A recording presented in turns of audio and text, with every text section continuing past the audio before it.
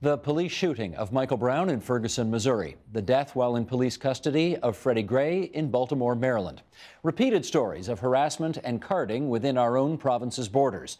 These events shine a light on allegations of racial bias within the ranks of North American police departments. Joining us now for more on these allegations and the steps being taken to change this so-called culture of bias, we welcome, in Las Vegas, Nevada, Matt Mccarthy. He's a captain in the Las Vegas Metropolitan Police Department. And with us here in studio, Shakil Chaudhry, author of Deep Diversity, Overcoming Us Versus Them, and San Graywall. He's urban affairs reporter for the Toronto Star. And Captain McCarthy, we're happy to welcome you to the broadcast, to our friends down in the west of the United States, and to you too, San and Shakil. Good to have you back with us as well. Shakil, I'm actually going to start with you because in your book, you do talk obviously about racial profiling, and you've listed a number of cases in which people of color have died at the hands of white police officers, and about that you wrote the following. These are just a handful of cases from an enormous pile of evidence that racial profiling exists in the criminal justice system generally and in policing specifically. In Canada alone, over 15 reports since the 1970s have shown this. It's a topic that's been studied to death for more than 40 years, yet as a public conversation, it's a train wreck. Let us understand what you mean by it's a train wreck. Well, you've got millions of people on one side of the equation saying, look, we're affected by racism. It hurts us in our chances of employment, our ability to get housing, and we're severely being mistreated in the criminal justice system.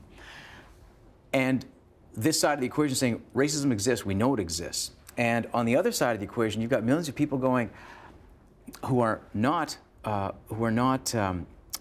racial minorities or Aboriginal, white people saying, really?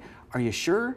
Are you sure it wasn't something you did? Are you sure it wasn't something you said or part of your behavior? And so that's what I think is the train wreck, is that there's this gulf, this big divide between experiences people are having and experiences other people aren't seeing. Two different realities, and the sides can't talk to each other or won't talk to each other, or what? I think it's hard to talk about it because it's a very painful issue, because it means that there's perpetrators and there's victims. And that's a dynamic that automatically our brains immediately go to this place of, well, am I the perpetrator or am I the victim? And so there's a way that that's there. And I also want to be clear, I'm not talking about 100% of the people are affected by racism 100% of the time. Sure. But that there's enough of a problem that there are gaps in treatment and healthcare and policing, in every sector it's ever been studied in, and we have decades of research to point this out. Okay, let me get Captain McCarthy into this discussion right now. And could you start, Captain McCarthy, by just telling us about an expression that we're hearing more about these days, weapons bias. What do you take that to mean? Well, we don't really refer to it as weapons bias here in the United States. That's the first time I actually heard of that, but it seems to fit. We refer to it as mistake of fact shootings, at least our agency does. And it's an incident where a subject would have what the officer perceives to be a firearm or some type of a weapon, when in fact it could be a cell phone, it could be a rock. And the mistaken weapon, the officers perceive as such, and the officers use, in many cases, deadly force. So they mistake that item that's in the person's hand as a knife or a firearm. Does the officer in question, if the officer is white, in your judgment, in your experience, have a kind of implicit bias that if it's a black person with a cell phone, that's more troublesome or more concerning than if it's a white person with a cell phone? Well, I think that each situation is taken on its own account and its own merits. Oftentimes, when we judge whether or not an officer uses deadly force, it's in a split second of time. We rarely, at least in the public's eye, we rarely hear about all the facts that led up to the encounter before deadly force was used. That is the information that was provided to the officers. So if we simply look at it as a matter of race, I think we're missing a very big picture as to the entire circumstance with that particular incident that led up to the deadly force incident. I know that there is a lot of discussion as to officers using more deadly force on African Americans, particularly African American males, than on white males. And I think that might be the case in some parts of the country, but I would be very hesitant to say that that is a universal practice within North American policing. Well, in fact, I'm going to go back to Shaquille here and an excerpt from your book which suggests this is a lot more complicated on race than a simple black-white paradigm might suggest. For example, you write, results are unfortunately similar for not just whites taking such tests, but also for Asians, Hispanics, and even blacks. Such findings have important implications for police officers, given the broader finding that police consistently use greater lethal and non-lethal force against non-white suspects than white suspects.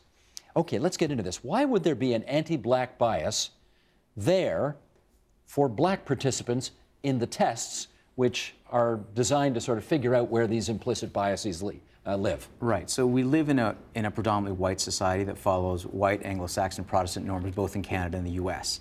And as a result, we've sort of absorbed through media, through who our role models are in every sector of society, be that business world, education, in essence, all aspects of society reinforce what is normal, right? And around issues of race, it happens to be whiteness is normalized. Now, on the flip side of the equation, we also have absorbed all the messages in society around who are the villains, who is unsafe, who are the criminals, and we've created all these stereotypes that predominantly focus on black people and Aboriginal people, but certainly the darker skinned people are the ones that get targeted in this. So as a result, everyone has been influenced by this because we've all drank from the same punch bowl and our tongues are more or less stained the same colors. And so as a result, it's not just police officers, but it is in fact society at large. You grab a random group of 100 people in a room and you will see similar kinds of tendencies for an anti-black bias where people will mistake weapons, will mistake household objects, cell phones, as we talked about, for weapons, and see danger and threat where there isn't any. And so quick follow-up here then. Do we know whether police officers have any more anti-black bias than any other group of people in society? No, and in fact, we don't know, or no, they don't have it? Not any more than anyone else. And in fact, on the weapons tests that we've seen, is that police officers do a little bit better. They're not quite as trigger happy as other people in terms of how they perform on the test. But generally, they're in the same society as everybody else. The only difference is that they carry guns and also have the ability to suspend civil liberties at a moment's notice. And so that's an enormous amount of power, and that requires an enormous amount of responsibility. Sam Graywell, you are here because, and I'm happy to show this for the public, this is back towards the end of September, blacks heavily carded by Peel police. This is one of a number of stories. This one you got front page above the fold on the practice of carding, which has been a huge controversy, obviously, in particular in the Greater Toronto area, of the police, I guess, randomly stopping black people more often than not, young black men more often than not, and taking down information about them, all for the purposes of creating a database that I guess is towards the, what do they call it? Proactive policing. Proactive policing is what they say.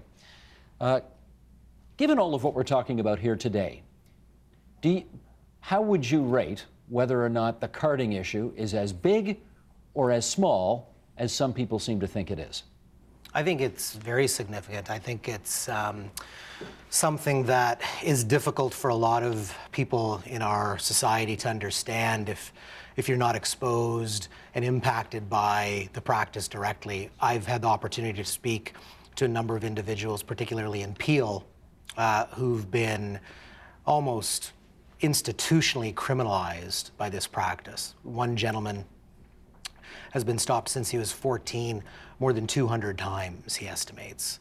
Is he black? He's black, and that gentleman says that of those stops, over 70 resulted in actual carding entries into a database, either by Peel Police or Toronto Police, most often by Peel Police. But I should explain that he did not participate. He wasn't willing. I think he said the first couple of times he might have agreed, but once he realized what his rights were, that anyone can refuse to allow a police officer to take their personal information. And once he realized, he stopped giving them the information, but nonetheless, he he's been led to believe that they still recorded data and information and put it into their database. Now, when you talk to people like this person you talked to, how old is he now? He's 38. 38 now. Okay. And I'm just going to give you an example, though. Sure. A couple of things he said to me. He said he rarely drives anymore because he said it became such a hassle for him to drive in a relatively nice vehicle that he owned in particular parts of Peel and in Toronto, because maybe not the chances were, but it was quite likely that he was going to be stopped. And he just said, I now, not only do I avoid driving if I can, I avoid certain parts of the region. He avoids going out at certain times at night. We heard during the Police Services Board meeting in Peel, the last meeting on September 25th, we heard one woman talk about her 2 children. One, when he's buying items in a shop, he makes sure that he holds them up because he feels he's constantly being profiled. The other son, she said, before he enters into his car, same thing. He makes sure he looks, like an upstanding citizen, takes off his hat, has his ID with him. When you talk to the police and you get their side of the story and their explanation for why young black men in Peel region appear to be disproportionately carded, what's the explanation that comes back? Well, this is what's most troubling about this issue, is that when we, through Freedom of Information, received the data from Peel, and then we analyzed it and we reported on it, and we found that blacks, over a 6-year period, black individuals in Brampton and Mississauga were 3.6 times more likely to be stopped in a street check or carding stop than white people were. When we went to the Chief of Police, Jennifer Evans of Peel Police, and we asked her at the Police Services Board meeting, why is your force so disproportionately stopping black individuals? Her response was, and I quote, I don't know. Now, she followed that up by saying she intended to find out, but herein lies the problem. If the force doesn't know why it's happening, how can you expect the individuals who are being subjected to the practice to have any kind of an idea why they're being exposed and so detrimentally impacted, by this practice that can have real deep psychological, effects? It really scars these individuals. And like I said, I think for a lot of us, I've never been stopped. And perhaps you've never been, perhaps you've never been. But when you speak to people who've been stopped numerous times, it's still difficult for us to understand how it affects them. I think it goes beyond that because, correct me if I'm wrong here, the City Council in Mississauga asked or was it Peel Council, asked the chief to stop doing carding, and she said no. Yeah, it was actually the Peel Police Services Board. Okay. So the board that the chief is responsible to and answers to voted to suspend the practice, but because it was ruled or deemed that it was an operational matter, and the board technically doesn't have decision-making powers over operational matters, the chief said, I refuse to suspend it. She hangs on to the notion that it's too effective a policing tool to stop. But again, where's the evidence? They gave 6 examples, 159,000 street check entries over 6 years, and they were able to come up with 6 examples of incidents where a street check was actually used to help solve a crime. Okay, let's see if we can get, we've set up the discussion now, let's see if we can get into some solutions here and what we might be able to do about this. And for that, Captain McCarthy, I want you back into the discussion here. I want you to talk to us, if you would, about the Trayvon Cole case and how that ended up changing things for the police in Las Vegas, Nevada. Well, the Trayvon Cole case is an incident that occurred in 2010, actually June of 2010. There was a narcotics investigation where the narcotics detectives, quite frankly, didn't do as good of a job as they should have during the preliminary part of their investigation. They confused one Trayvon Cole to another Trayvon Cole.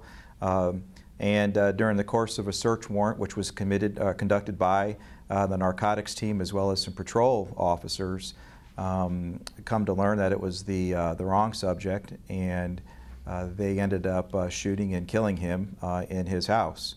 Now, there are a number of factors that led up to the actual shooting in terms of the preparation work, identifying who the subject was, the location, etc. But as a result of that particular case, a number of changes took place. For instance, SWAT officers were not part of that search warrant, to my recollection. Now SWAT officers are required on all high-risk type search warrants. A particular plan has to be put in place and approved through their chain of command before those types of warrants are executed. But really what it did from an institutional perspective is it caused us to make some changes about how we look at these deadly force encounters and try to identify lessons learned. I mean, you know, the Trayvon Cole case is a tragedy for our community. It's a tragedy for the family. It's a tragedy for the officer and the officer's family that went through this event.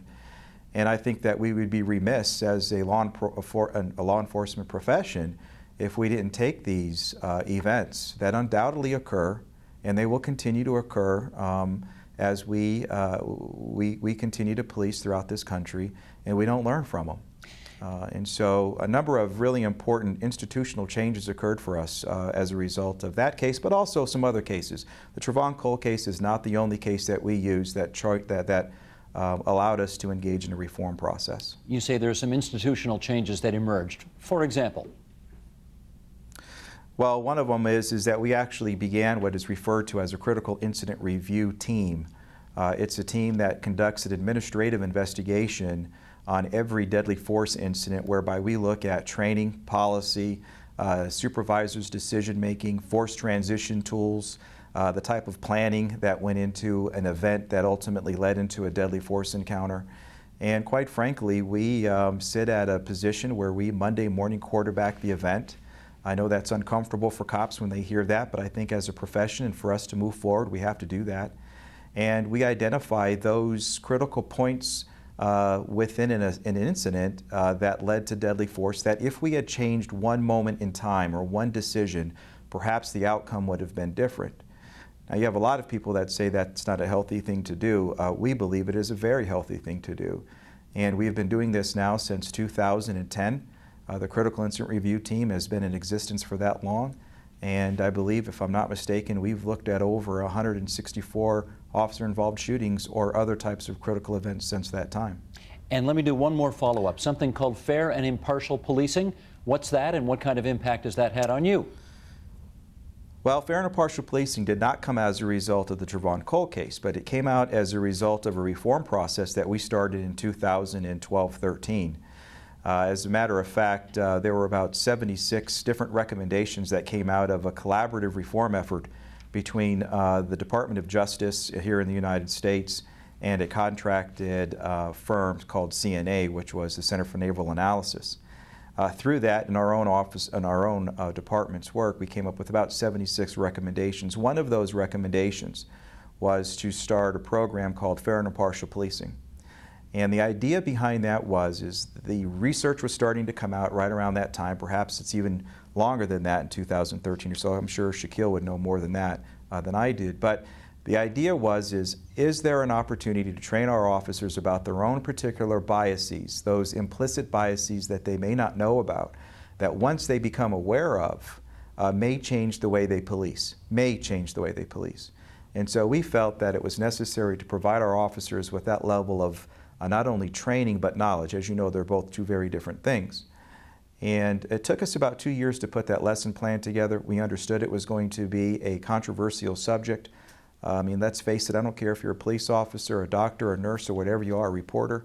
If someone is going to tell you that you have particular biases towards anything, whether it's a person or an object, you're going to take a little defense to that. So we understood we had to be spot on with our training. And so it took us about 2 years to start, and we created a fair and impartial policing and procedural justice lesson plan, and we implemented that in October of 2014 with the goal of educating our entire workforce, both civilian members and our corrections and police officers, and we completed all that training, about 5,000 plus employees in June of this year. Did you take it, and if you did, what did you learn about yourself?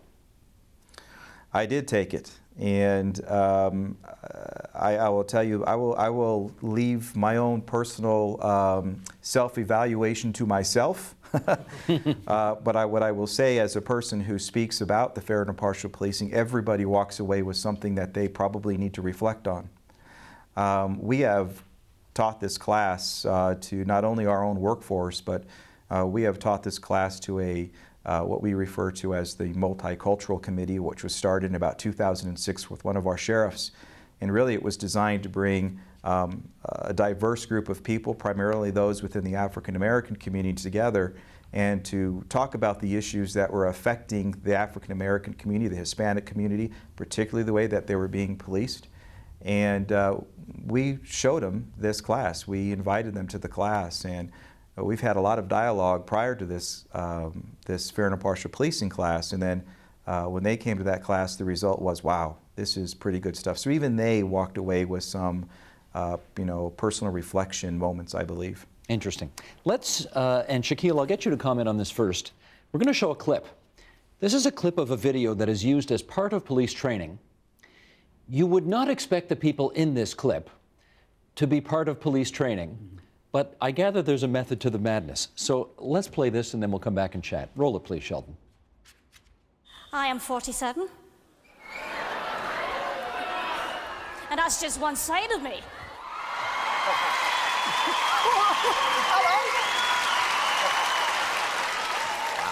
Okay, what's the dream? I'm trying to be a professional singer. And why hasn't it worked out so far, Susan? I've never been given the chance before, but here's hoping it'll change.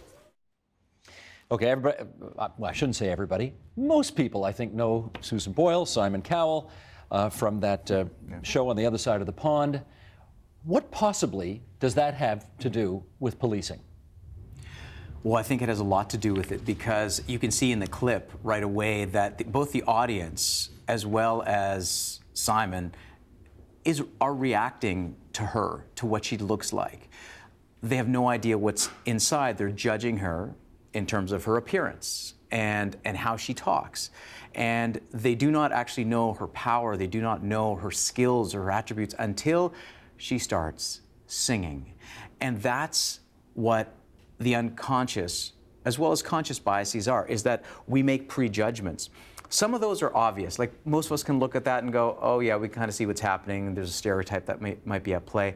But a lot of the times it's unconscious and it's even less subtle. In this particular case, most people can watch this and go, oh look, and then when they start seeing the results and they start hearing her sing, all of a sudden they may also confront their own expectations. And it's the idea that our unconscious bias puts people into categories in which we have low expectations of some, high expectations of others. Some are registered as threats. Some are registered as positive, and so that's important. At the risk of us all being a little bit too precious here, the reason the Susan Boyle thing is such a revelation is because nobody expects. You're right. Nobody expected her to walk out on the stage, look the way she looked, sound the way she sounded, right, and then have that magic come out of her voice box. It was just astonishing.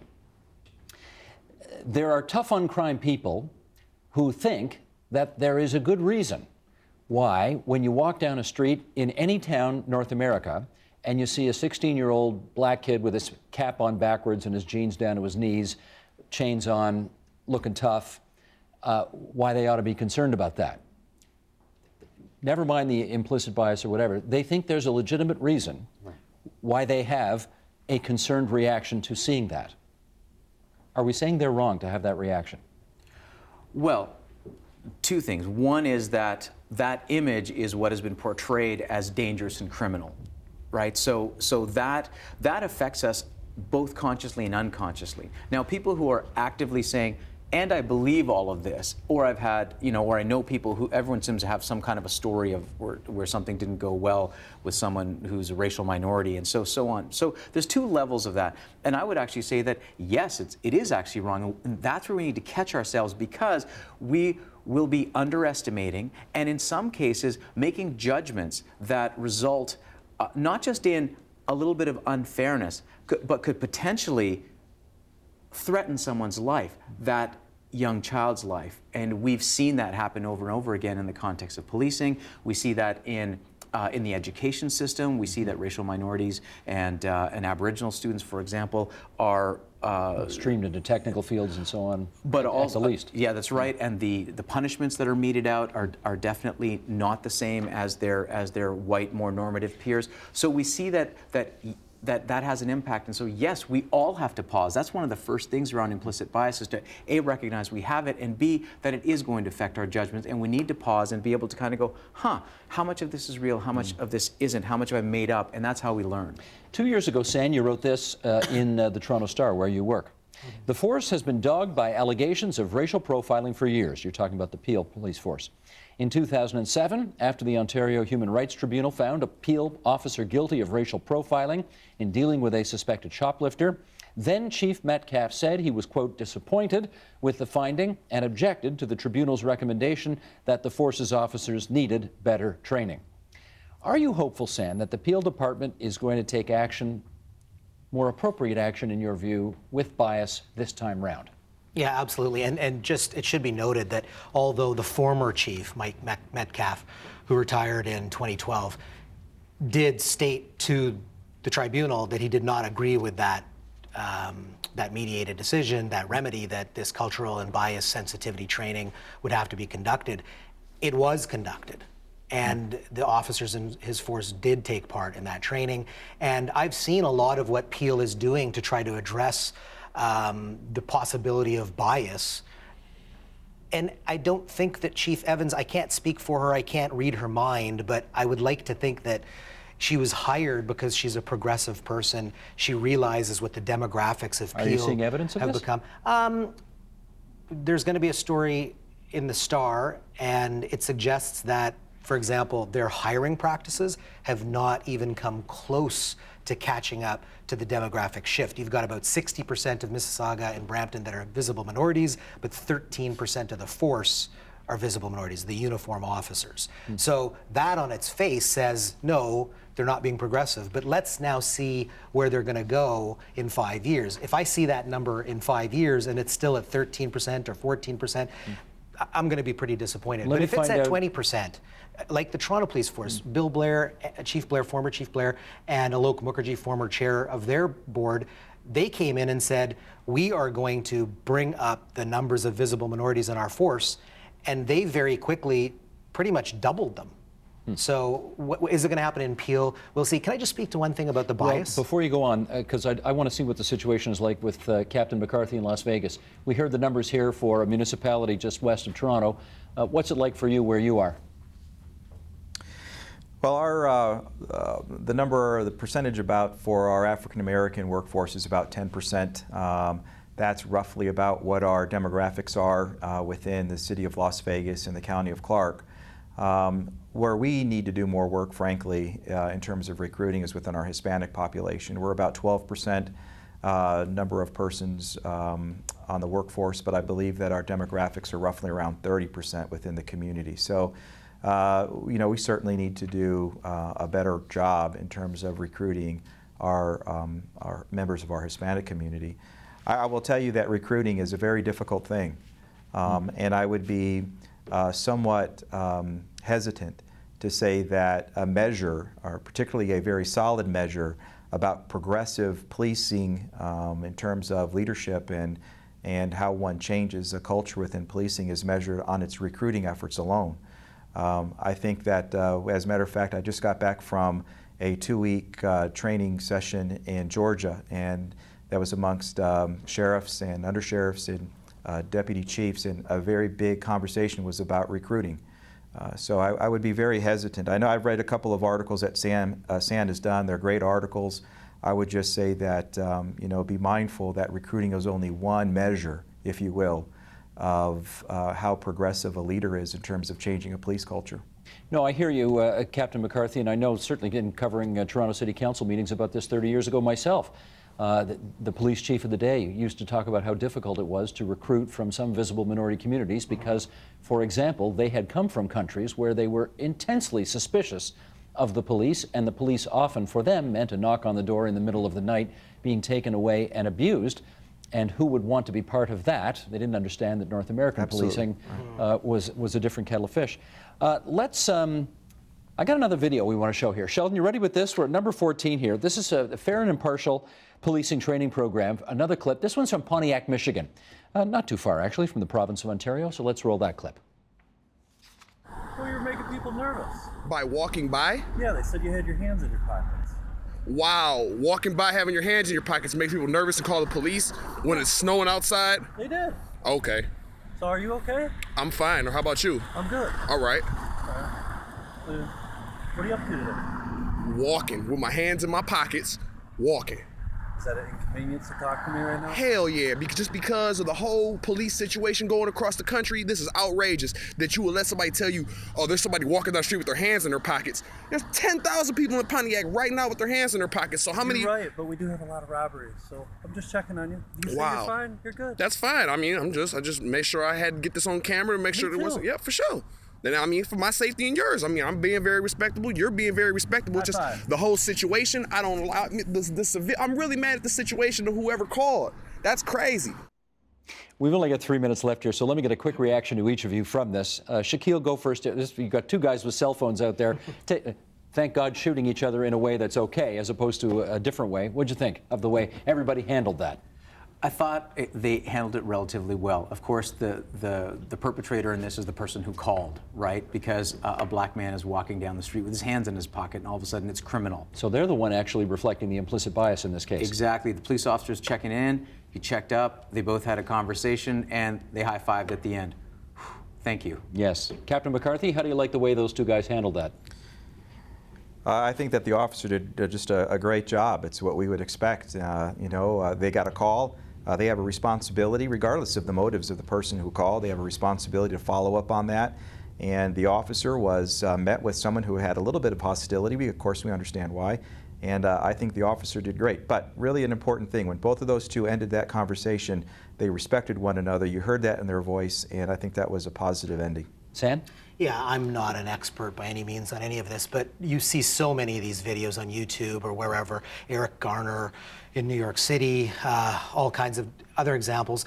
And I thought that the officer in this example made sure not to escalate the situation. It was a situation that clearly didn't need to be escalated.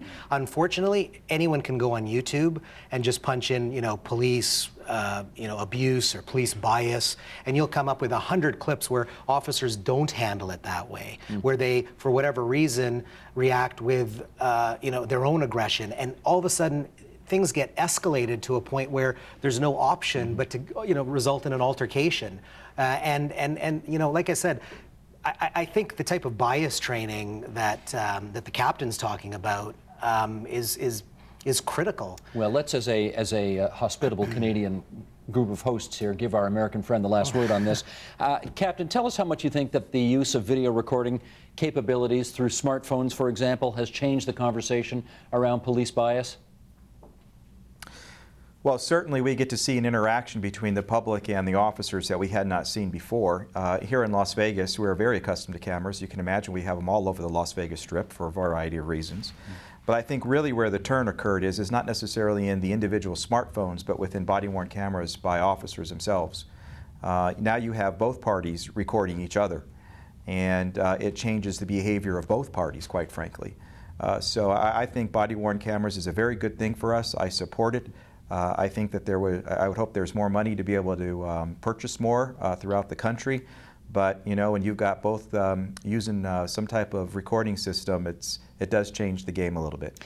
That's Captain Matt McCarthy with the Las Vegas Metropolitan Police Department. So glad you could join us on TVO tonight, Captain McCarthy. We really appreciate your time. Shaquille Chaudhry, author, Deep Diversity, Overcoming Us versus Them. That's worth your time if you've got to read.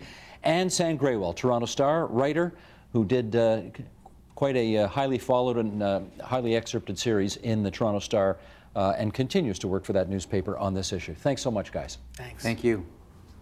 Help TVO create a better world through the power of learning. Visit supporttvo.org and make a tax-deductible donation today.